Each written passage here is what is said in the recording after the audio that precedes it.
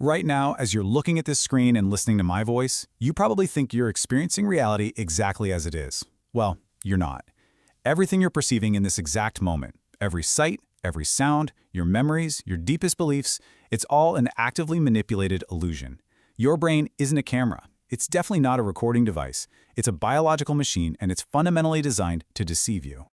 Let's actually break down why this happens. The gap between what's really out there and what you consciously experience starts with just pure data.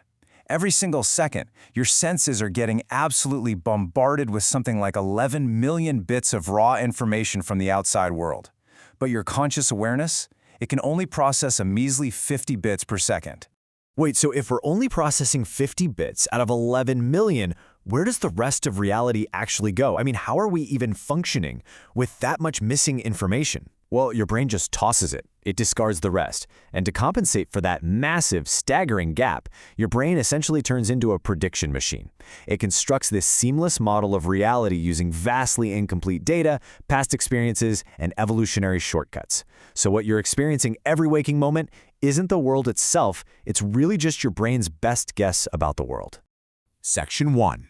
The Myth of Memory. This brings us to the past, and it's going to dismantle one of our most comforting assumptions. We walk around assuming our memory works like a reliable filing cabinet, right? You experience something, you file it away in a mental drawer, and when you need it, you just pull out the intact recording. That is a total myth. Memory isn't storage, it's active reconstruction. Okay, but how easily can those reconstructed memories be altered? If we're just pulling an objective file from a cabinet, does that mean the files themselves can be tampered with? Terrifyingly easily. The psychologist Elizabeth Loftus proved this in a landmark experiment. She had people watch a film of a car accident. Half the viewers were asked how fast the cars were going when they hit each other, but the other half were asked how fast they were going when they smashed into each other. And the crazy part is that just changing that single word entirely rewrote their memory. The word smashed made people significantly overestimate the speed, and it actively fabricated memories of broken glass that was literally never in the film. Every time you recall a memory, you're actively altering it.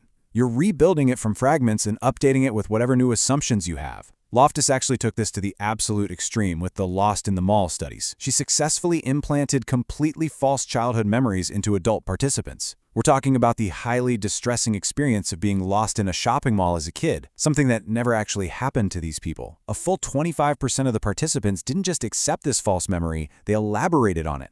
They added rich emotional details, entirely convinced it was a genuine physical recollection. That completely shatters the whole idea of trusting what we remember. And obviously, the stakes for this go way beyond psychology labs. That's a terrifying reality for the justice system. Exactly. We've always treated eyewitness testimony as the absolute gold standard in criminal trials. But the human mind is so fragile. Look at the wrongful convictions in the United States that were later overturned by DNA evidence. Roughly 70% of them involved mistaken eyewitness identification. Innocent people went to prison and even to death row simply because human memory is an active construction, not a reliable record. Section 2. The Biased Thinker. So the deception doesn't stop with the past. It corrupts your present mind too. Psychologists have cataloged over 180 distinct cognitive biases. And these aren't just random mistakes, they're systematic patterns of deviation from rational thinking. They reliably and consistently manipulate your everyday decisions without you even noticing. Take the most pervasive one, confirmation bias. Once your brain forms a belief, it goes into overdrive to protect it. You instinctively favor information that confirms what you already believe, while completely ignoring any contradictory evidence. And here's a rather disturbing truth. Having high intelligence doesn't protect you from confirmation bias.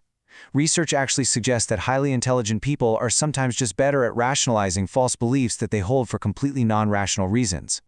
Well, that explains a lot about the world right now. But what about the other end of the spectrum? Why is it that people who are absolute beginners at something are often the most fiercely overconfident? That would be the Dunning-Kruger Effect.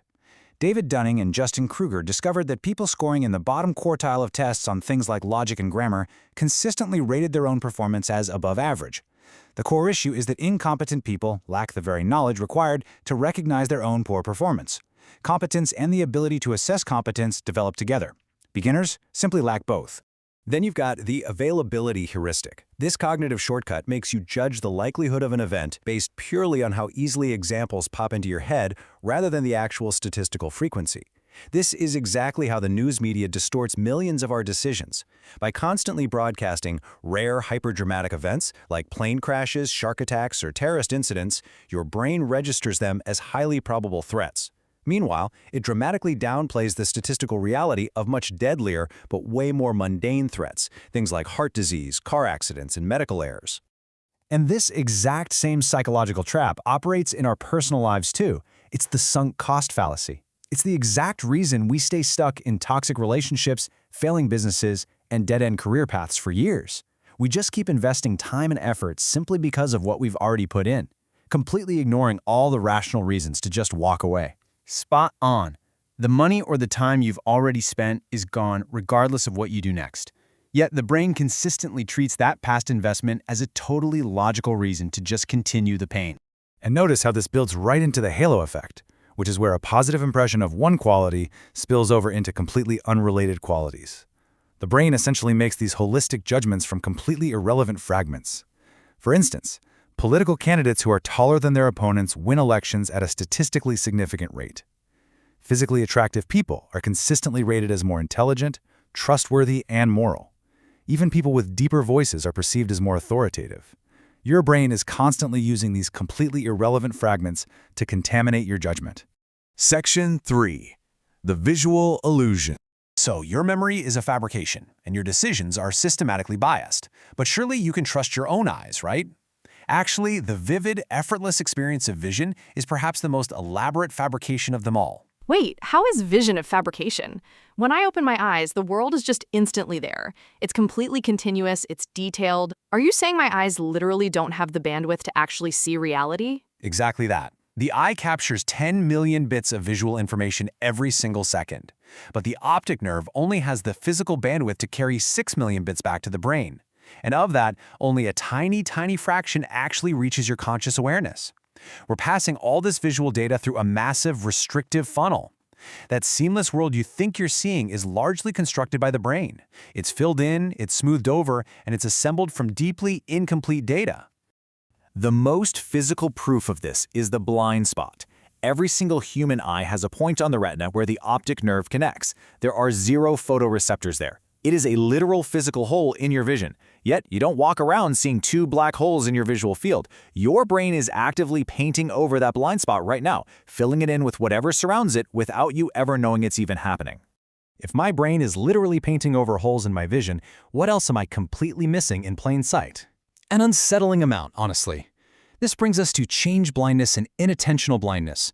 Because your brain only records a few key elements of a scene and just invents the rest, massive changes can happen right in front of your face without triggering your conscious awareness. Researchers have run experiments where a person's shirt suddenly changes color, or completely different actors swap places right in the middle of a scene, and the vast majority of participants notice absolutely nothing. The absolute pinnacle of this is the famous gorilla experiment by psychologists Simons and Chabris. Participants watched a video and were told to simply count the number of basketball passes between players wearing white shirts. During the video, a person in a full gorilla costume walked right into the center of the scene, beat their chest, and walked off. The gorilla was fully visible for 9 solid seconds, yet 50% of the people completely failed to see it.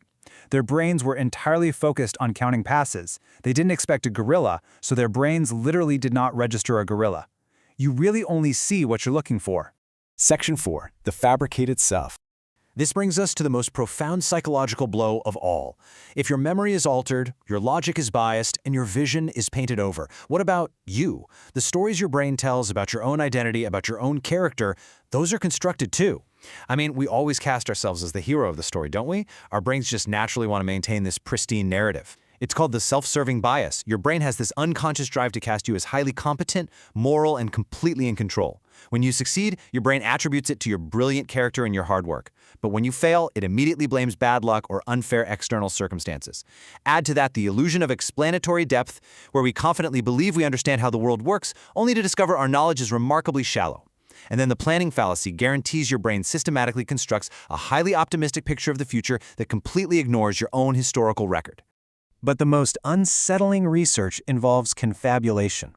This is the brain's tendency to generate confident, completely plausible, yet entirely fabricated explanations for its own behavior.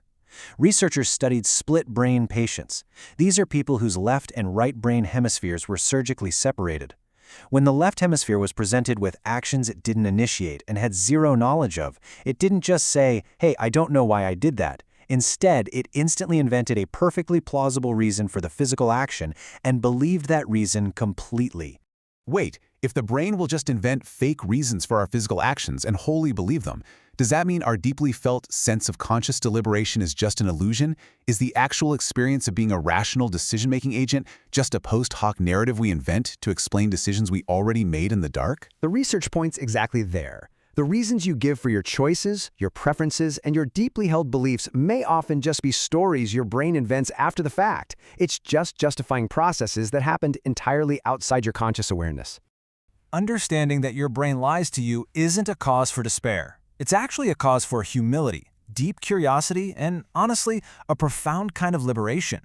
If the stories your brain tells you are constructions rather than absolute recordings, you have far more power than you realize. You possess the ability to examine them, to question them, and to consciously choose entirely different stories. The brain that constructs reality can also, with awareness and effort, construct it differently. And that might just be the single most important realization about what it actually means to be human.